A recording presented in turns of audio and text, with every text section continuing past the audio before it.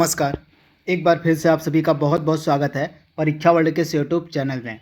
दोस्तों, ग्राम समाज एवं विकास का जो हम प्रैक्टिस सेट लगा रहे हैं उसका जो सेट नंबर 6 है उसको आज हम यहाँ पे कवर करने वाले हैं। तो चलिए वीडियो को शुरू करते हैं और देख लेते हैं कि आज का हमारा जो सेट नंबर 6 है इसमें हमने कौन कौन से बेहतरीन प्रश्नों को सम्मिलित किया हुआ है।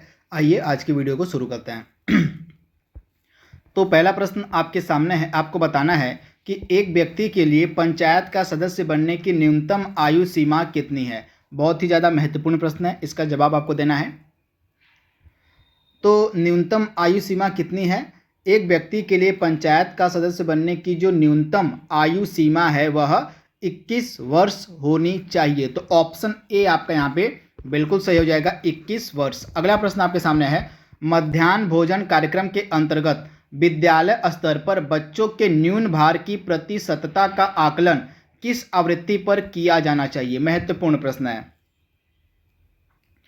तो बच्चों के न्यून भार का जो आकलन है वह अर्धवार्षिक आधार पर करना चाहिए। तो ऑप्शन आपका यहाँ पे ए जो है बिल्कुल सही हो जाएगा। मध्याह्न भोजन कार्यक्रम के अंतर्गत विद्यालय स्तर पर बच्चों के न्यून भार की प्रतिशतता का जो आकलन है वह अर्धवार्षिक आधार पर होना चाहिए। तो ऑप्शन ए आपका यहाँ पे 100% सही जवाब हो जाएगा।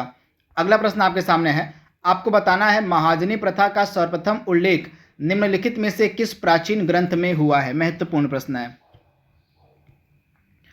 तो इस प्रश्न का हमारा राइट आंसर क्या हो जाएगा? महाजनी प्रथा का सर्वप्रथम उल्लेख जो है यह मिलता है आपका शतपथ ब्राह्मण में। तो ऑप्शन आपका ए यहाँ पे बिल्कुल सही हो जाएगा, शतपथ ब्राह्मण, यानी कि ऑप्शन ए आप याद कर लीजिएगा। बहुत ही ज़्यादा यह महत्वपूर्ण प्रश्न है। अगला प्रश्न आपके सामने है, सिंचाई में जल प्रयोग की कुशल मितव्ययिता के अनुसार इसमें से कौन सी पद्धति सबसे श्रेयस्कर है? आपसे पूछा जा रहा है। तो सिंचाई में जल उपयोग की कुशल मितव्ययिता यानी कि सिंचाई में जल का कम से कम हानि हो, कम से कम नुकसान, उसके माध्यम से कौन सी पद्धति सबसे अधिक लाभप्रद होती है? तो ड्रिप पद्धति। आप याद कर लीजिएगा, जो आपकी ड्रिप सिंचाई पद्धति होती है इसके अंतर्गत जो पानी होता है उसका जो हानि होता है बहुत ही कम होता है, तथा इस पद्धति के माध्यम से जो सिंचाई की व्यवस्था होती है वो बहुत ही कुशल तरीके से संपन्न हो जाती है। तो आप इसे याद कर लीजिएगा, ड्रिप पद्धति, यानी कि ऑप्शन आपका बी यहाँ पे बिल्कुल सही हो जाएगा। तथा आपका जो ड्रिप पद्धति होता है इसकी शुरुआत मानी जाती है इजराइल देश से। तो इसे भी आप याद देखिएगा, इस पद्धति की शुरुआत कहाँ से मानी जाती है? तो इजराइल से मानी जाती है। तो इसके बारे में आपको याद रखना है, इंपॉर्टेंट है। अगला प्रश्न आपके सामने है, किसान क्रेडिट कार्ड योजना की शुरुआत कब की गई थी? महत्वपूर्ण प्रश्न है, डेफिनेटली आपसे एग्जाम में यह प्रश्न पूछा जा सकता है। तो आपको याद रखना है, जो आपका किसान क्रेडिट कार्ड योजना है इसकी शुरुआत मानी जाती है वर्ष 1999 से 2000 के दौरान, यानी कि यह जो योजना आपकी 1999 और 2000 के मध्य शुरू की गई थी। तो ऑप्शन आपका ए यहाँ पे बिल्कुल सही हो जाएगा। ऑप्शन ए आप याद कर लीजिएगा, बहुत बार एग्जाम में यह प्रश्न पूछा गया है। अगला प्रश्न आपके सामने है, किसान बही योजना उत्तर प्रदेश में कब लागू हुई थी? आपसे पूछा जा रहा है, महत्वपूर्ण प्रश्न है। तो किसान बही योजना जो है यह उत्तर प्रदेश में कब लागू हुई थी? तो आप ध्यान से याद कर लीजिएगा, वर्ष 1992 में। कब? तो वर्ष 1992 में उत्तर प्रदेश में किसान बही योजना को लागू किया गया था। तो ऑप्शन आपका बी यहाँ पे 100% सही जवाब हो जाएगा। बढ़ते हम अगले प्रश्न की तरफ। अगला प्रश्न आपके सामने है, भारत को कितने कृषि यानी कि शस्य जलवायु क्षेत्रों यानी कि एग्रो क्लाइमेटिक जोन में बांटा गया है? महत्वपूर्ण प्रश्न है। तो इस प्रश्न का हमारा राइट आंसर क्या होने वाला है? 15। क्या होने वाला है? तो भारत को टोटल एग्रो क्लाइमेटिक जोन में कितने बांटा गया है? तो टोटल 15 एग्रो क्लाइमेटिक जोन में भारत को बांटा गया है। तो ऑप्शन आपका सी यहाँ पे बिल्कुल सही जवाब हो जाएगा। इसके बारे में आपको याद रखना है, टोटल 15। इंपॉर्टेंट प्रश्न है, डेफिनेटली आपसे एग्जाम में यह प्रश्न पूछा जा सकता है। अगला प्रश्न आपके सामने है, किस भारतीय राज्य में क्षेत्रीय ग्रामीण बैंक स्थापित नहीं है? आपसे पूछा जा रहा है, यानी कि जो आपके रीजनल रूरल बैंक है यानी कि क्षेत्रीय ग्रामीण बैंक है किस भारतीय राज्य में स्थापित नहीं है? आपसे पूछा गया यहाँ पे। तो इस प्रश्न का हमारा राइट आंसर क्या हो जाएगा? सिक्किम और गोवा। ऑप्शन आपका बी यहाँ पे बिल्कुल सही हो जाएगा। सिक्किम और गोवा में जो है रीजनल रूरल बैंक यानी कि क्षेत्रीय ग्रामीण बैंक स्थापित नहीं है। तो ऑप्शन आपका बी यहाँ पे बिल्कुल सही है। तथा आपका जो क्षेत्रीय ग्रामीण बैंक की स्थापना थी 2 अक्टूबर 1975 को की गई थी। तो इंपॉर्टेंट डेट है, आप इसे याद कर लीजिएगा। अगला महत्वपूर्ण प्रश्न आपके सामने है, राष्ट्रीय किसान आयोग के प्रथम अध्यक्ष कौन थे, आपसे पूछा गया है। तो इस प्रश्न का हमारा राइट आंसर क्या हो जाएगा, राष्ट्रीय किसान आयोग के प्रथम अध्यक्ष थे डॉक्टर MS स्वामीनाथन। ऑप्शन आपका यहाँ पे जो सी है बिल्कुल सही हो जाएगा। डॉक्टर MS स्वामीनाथन जो थे ये राष्ट्रीय किसान आयोग के प्रथम अध्यक्ष थे। तथा डॉक्टर जो आपके MS स्वामीनाथन हैं, इनको हम किस लिए जानते हैं भारत में, तो भारत में हरित क्रांति के जनक, आप ध्यान से याद कर लीजिएगा, भारत में हरित क्रांति के जनक भी कहे जाते हैं आपके MS स्वामीनाथन। तो इसके बारे में आपको याद रखना है। तथा MS स्वामीनाथन ही राष्ट्रीय किसान आयोग के प्रथम अध्यक्ष भी बने थे। तो इसके बारे में आपको याद रखना है, भूलना नहीं है। चलिए आपसे एक प्रश्न मैं आप पूछ रहा हूँ कि जो आपका राष्ट्रीय किसान दिवस है, नेशनल फार्मर्स डे है, यह कब मनाया जाता है और किसके जन्म दिवस के अवसर पर मनाया जाता है, आपको इसका जवाब देना है। अगला प्रश्न आपके सामने है, सामूहिक कृषि की शुरुआत सर्वप्रथम किस देश में हुई थी। इंपॉर्टेंट प्रश्न है। तो सामूहिक कृषि की शुरुआत सर्वप्रथम हुई थी आपकी USSR में, यानी कि जो आपका पूर्व का सोवियत संघ था, वहाँ पे पहली बार सामूहिक कृषि की शुरुआत की गई थी। वर्तमान में इसको हम रसिया के नाम से जानते हैं, रूस के नाम से जानते हैं। तथा यहीं पे जो है आपकी सामूहिक कृषि की शुरुआत हुई थी पहली बार। तो ऑप्शन आपका सी यहाँ पे बिल्कुल सही जवाब हो जाएगा। इंपॉर्टेंट प्रश्न है। अगला प्रश्न आपके सामने है, ऑपरेशन बर्गा, यहाँ पे बर्ग नहीं ऑपरेशन बर्गा है, ऑपरेशन बर्गा का संबंध किससे है। तो ऑपरेशन बर्गा जो है एक तरह का मूवमेंट था जो लैंड रिफॉर्म से, भूमि सुधार से रिलेटेड था।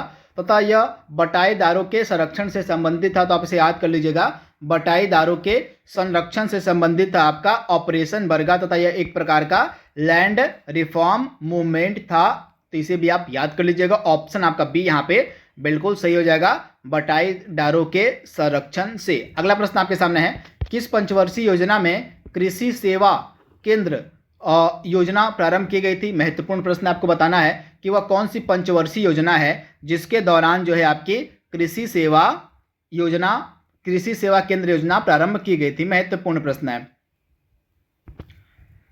तो इस प्रश्न का हमारा राइट आंसर क्या होने वाला है, ऑप्शन बी, चौथी यानी कि चतुर्थ जो आपकी पंचवर्षीय योजना थी, आपकी जो चौथी पंचवर्षीय योजना थी जिसका टाइम पीरियड था 1969 से लेके कब तक, तो 1969 से लेके 1974 तक इसका टाइम पीरियड था चतुर्थ पंचवर्षीय योजना का। तथा इसी के दौरान आपकी कृषि सेवा केंद्र योजना की शुरुआत की गई थी। यहाँ पे बात हो रही है आपकी चतुर्थ पंचवर्षीय योजना की। तो आइए इसके बारे में कुछ बातें कर लेते हैं। तो इस योजना में जो है कृषि तथा सिंचाई को प्राथमिकता दिया गया था, इंपॉर्टेंट है। और इसके अलावा यह जो आपकी चतुर्थ पंचवर्षीय योजना थी, इसमें परिवार नियोजन कार्यक्रम को भी सम्मिलित किया गया था। और इसके अलावा जो मेन बात है जो आपको याद रखनी पड़ेगी इस पंचवर्षीय योजना से जुड़ी, यानी कि चौथी पंचवर्षीय योजना से, कि इसी चौथी पंचवर्षीय योजना में ही 14 बैंकों का राष्ट्रीयकरण भी किया गया था 1969 में। तो ये फैक्ट भी आपको याद रखना है कि 14 बैंकों का जो राष्ट्रीयकरण था यह चतुर्थ पंचवर्षीय योजना काल के दौरान ही किया गया था। तो ये फैक्ट सारे आपको याद रखने हैं। अगला प्रश्न आपके सामने है, भारतीय संविधान का जो प्रथम संशोधन अधिनियम था यह किससे संबंधित था, आपसे पूछा जा रहा है, इंपॉर्टेंट है। तो बहुत ही ज़्यादा यह महत्वपूर्ण प्रश्न है, एग्जाम में आपसे डेफिनेटली यह पूछा जा सकता है। तो हमारे संविधान का जो प्रथम संशोधन अधिनियम था जो 1951 में हुआ था, यह आपका संबंधित था भूमि सुधार से, लैंड रिफॉर्म से। तथा इसी प्रथम संशोधन अधिनियम के तहत ही 1951 में जो है आपकी 9वीं अनुसूची जोड़ी गई थी। जो 9th शेड्यूल था, जो 9वीं अनुसूची थी हमारे संविधान की, वह इसी पहले ही संविधान संशोधन से जोड़ी गई थी जो आपका लैंड रिफॉर्म यानी कि भूमि सुधार से संबंधित था। तो ऑप्शन आपका बी यहाँ पे बिल्कुल सही है। सर्वप्रथम कलेक्टर पद का सृजन किसके द्वारा किया गया था, महत्वपूर्ण प्रश्न है। तो इस प्रश्न का हमारा राइट आंसर क्या होने वाला है, सर्वप्रथम जो कलेक्टर पद का सृजन तय किया गया था 1772 में, और किसके द्वारा, तो वॉरेन हेस्टिंग के द्वारा। ऑप्शन आपका बी यहाँ पे बिल्कुल सही हो जाएगा। वॉरेन हेस्टिंग के द्वारा जो है सर्वप्रथम बार जो है आपका क्या किया गया था, तो कलेक्टर पद का सृजन किया गया था। कब, तो 1772 में। वर्ष भी आपको याद रखना है। ऑप्शन आपका यहाँ पे जो सी है बिल्कुल सही जवाब हो जाएगा, वॉरेन हेस्टिंग के द्वारा। अगला प्रश्न आपके सामने है, और भारत में जिला प्रशासन पुस्तक किसने लिखी है, आपसे पूछा गया है। तो भारत में जिला प्रशासन पुस्तक को लिखा गया है A.K. गोयल के द्वारा। ऑप्शन आपका ए यहाँ पे बिल्कुल सही हो जाएगा, A.K. गोयल। इंपॉर्टेंट प्रश्न है। अगला प्रश्न आपके सामने है, 10,000 वर्ग मीटर कितने के बराबर होता है? महत्वपूर्ण प्रश्न है। तो आपका जो 10,000 वर्ग मीटर है यह कितने के बराबर होता है? तो आपका 10,000 वर्ग मीटर 1 हेक्टेयर के बराबर होता है। कितने? तो 1 हेक्टेयर के बराबर होता है आपका 10,000 वर्ग मीटर। बहुत ही ज़्यादा महत्वपूर्ण प्रश्न है। इस प्रकार के डेटा आपसे एग्जाम में पूछे जाएंगे तो इनको कम से कम आप याद कर लीजिएगा। तो 1 हेक्टेयर में आपका होता है 10,000 वर्ग मीटर। महत्वपूर्ण प्रश्न है। अगला प्रश्न आपके सामने है, और भारतीय संविधान द्वारा भूमि सुधार संबंधित कानून बनाने की शक्ति किसको दी गई? यानी कि भूमि सुधार संबंधित कानून निम्नलिखित में से कौन बना सकता है, आपसे पूछा गया है। तो आप ध्यान से याद कर लीजिएगा, जो भूमि सुधार संबंधित कानून है यह बनाने की शक्ति है किसके पास? तो राज्य सरकारों को दी गई है। तो ऑप्शन आपका बी यहाँ पे बिल्कुल सही है, राज्य सरकारों को। अगला प्रश्न आपके सामने है, भूदान आंदोलन की शुरुआत कब हुई थी? इंपॉर्टेंट प्रश्न है। तो भूदान आंदोलन की शुरुआत कब हुई थी? वर्ष 1951 में। किसके द्वारा की गई थी? तो की गई थी आपकी विनोबा भावे के द्वारा। कहाँ से स्टार्टिंग हुआ था इसका आपका भूदान आंदोलन? तो आंध्र प्रदेश में, आंध्र प्रदेश से जो है आपका यह स्टार्ट हुआ था आपका भूदान आंदोलन 1951 में। तो आप इसे याद कर लीजिएगा, ऑप्शन ए आपका बिल्कुल सही है। किसने शुरू किया था? तो विनोबा भावे ने शुरू किया था। अगला प्रश्न आपके सामने है, महालवाड़ी व्यवस्था में भूमि पर किसका स्वामित्व होता था? महत्वपूर्ण प्रश्न है। तो ब्रिटिश शासन काल के दौरान जो आपकी भू राजस्व व्यवस्थाएं थी उनमें एक व्यवस्था का नाम था महालवाड़ी व्यवस्था। तो इस महालवाड़ी व्यवस्था में जो प्रावधान थे उसके अंतर्गत जो भूमि का मालिक हुआ करता था वो पूरा ग्राम समुदाय हुआ करता था। तो ऑप्शन आपका सी यहाँ पे बिल्कुल सही हो जाएगा। महालवाड़ी व्यवस्था के अंतर्गत भूमि का जो स्वामित्व है वो पूरे ग्राम समुदाय के पास हुआ करता था। तो ऑप्शन आपका सी यहाँ पे बिल्कुल सही हो जाएगा। इंपॉर्टेंट प्रश्न है, डेफिनेटली आपसे एग्जाम में यह प्रश्न पूछा जा सकता है। अगला प्रश्न आपके सामने है, रबी फसल की जो पड़ताल है कब से प्रारंभ होती है? इंपॉर्टेंट प्रश्न है। तो रबी की जो पड़ताल है यह कब से स्टार्ट होती है? तो 1 जनवरी से स्टार्ट होती है। ऑप्शन आपका ए यहाँ पे बिल्कुल से 1 जनवरी से 15 फरवरी तक चलती है आपकी रबी की पड़ताल। किसके द्वारा की जाती है? तो लेखपाल के द्वारा की जाती है। तो इसे भी आप याद रखिएगा, ऑप्शन आपका ए यहाँ पे बिल्कुल सही है। चलिए आप कमेंट बॉक्स में बताइए कि रबी के अंतर्गत कौन कौन सी फसलें आती हैं। इसका जवाब आपको कमेंट बॉक्स में देना है। अगला प्रश्न आपके सामने है, और यहाँ पे खरीफ पड़ताल कब से शुरू होती है आपसे पूछा गया है।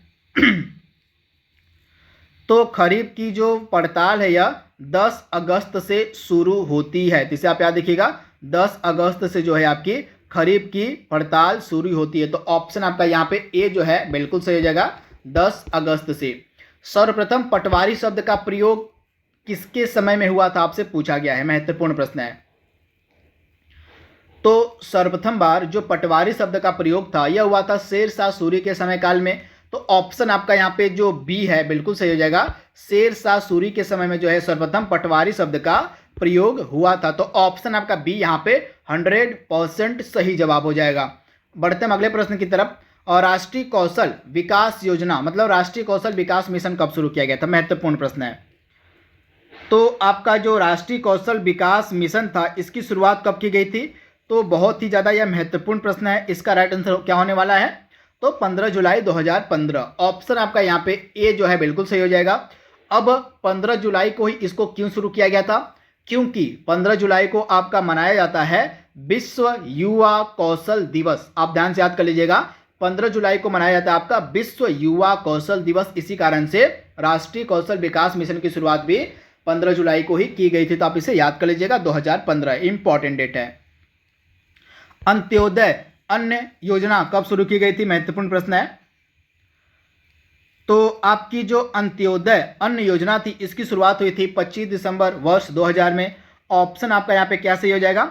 ऑप्शन आपका यहाँ पे बी जो है बिल्कुल सही हो जाएगा। अंत्योदय अन्न योजना की शुरुआत हुई थी 25 दिसंबर, वर्ष था आपका 2000। तो ऑप्शन आपका यहाँ पे जो बी है 100% सही जवाब हो जाएगा।